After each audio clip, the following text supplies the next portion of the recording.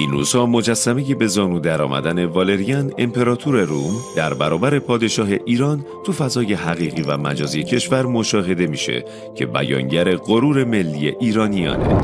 اما بد نیست این وسط نگاهی به اظهارات رضا شاه پهلوی کنیم. وقتی رضا شاه هنگام افتتاح کاخ شهربانی چشمش به سرستون‌های کاخ افتاد که شبیه سر گاو بودند، از نخست وزیر پرسید منصور این گاو رو برای چی اینجا گذاشتن؟ منصور پاسخ داد این سرستون‌های گاو مانند نمونه ای از آثار باستانی ایرانه. رضا شاه خنده‌ای کرد و گفت مگه این همه گاو پشت میز شهربانی کافی نبود؟